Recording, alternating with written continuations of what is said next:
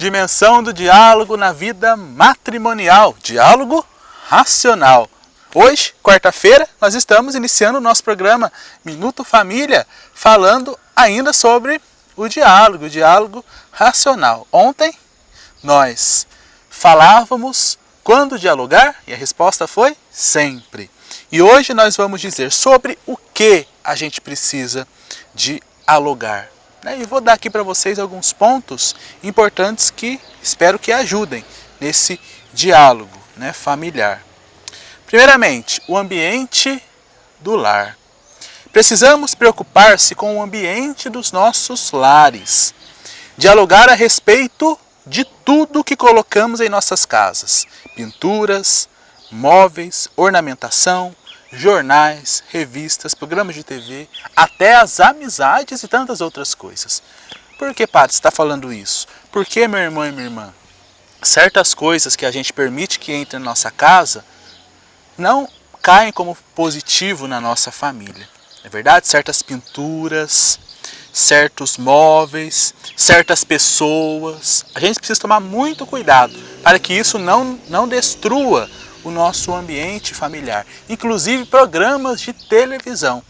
Tem programas de televisão que, em vez de ajudar a construir a família, vão destruir a família. A gente precisa tomar muito cuidado com isso para que a gente não seja influenciado nem por nenhuma novela, por nenhum programa de televisão que pode nos prejudicar.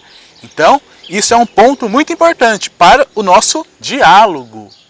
Dialogar também sobre isso. Como que a gente está lidando com isso, Qual programa a gente está assistindo? O que tem na nossa casa que não é sagrado, por exemplo, E que não contribui para o crescimento familiar.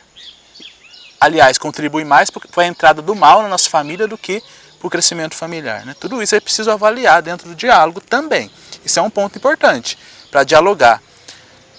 Também, tudo deve ter o consenso do casal, e contribuir para formar um ambiente familiar agradável e dialogante. Nunca se esqueça, que o pai, a mãe, o marido e a esposa são os responsáveis pela família. Então é você que dita as normas. Os filhos, eles estão morando na casa de vocês, junto com vocês, mas quem dita as normas sempre é o pai, sempre é a mãe. Nunca deixem um filho, por exemplo, querer mandar em vocês ou querer mandar na casa, não. Vocês dois têm que ver o que é melhor para vocês, para o andamento familiar. Claro que o filho pode chegar com uma proposta boa, com uma proposta que o ajude, aí sim, aí vocês podem até acatar a proposta.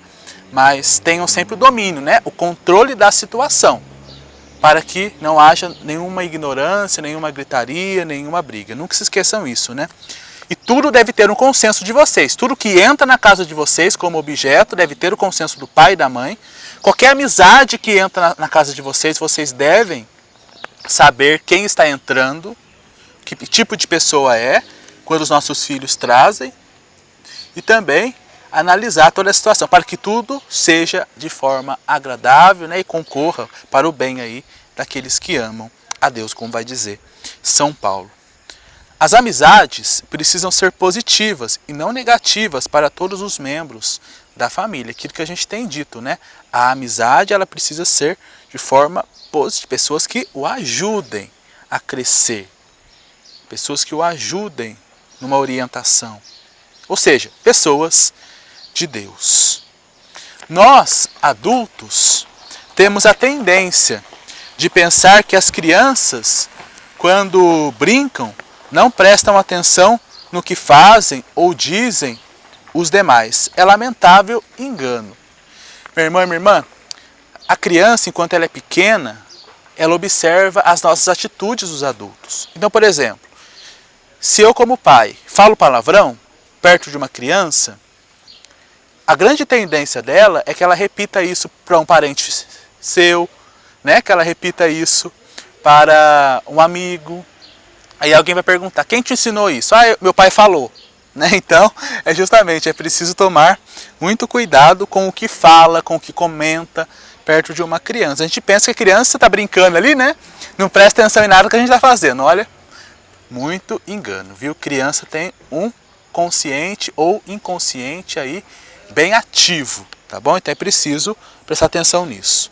né, tomar cuidado com certos palavreados, principalmente palavrões, né, dito perto de crianças. Palavrão ele não é saudável mesmo, né, então é preciso que a gente tome cuidado com isso, né.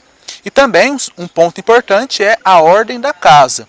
O ambiente precisa ser ordenado, isto é, arrumado, limpo, agradável e alegre, onde se pode viver e conviver realmente. A casa precisa ser bem organizada, né, meu irmão? Porque uma casa desorganizada é fruto de um coração também desorganizado.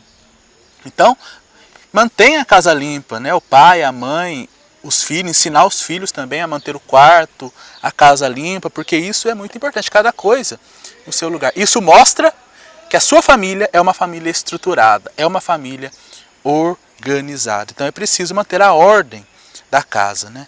Os filhos devem poder movimentar-se, correr, brincar, expandir-se, sem contudo viver na desordem. Não que os nossos filhos não podem brincar dentro da casa, esparramar os brinquedos, claro que pode, mas também ensine que eles arrumem depois que eles terminam de brincar.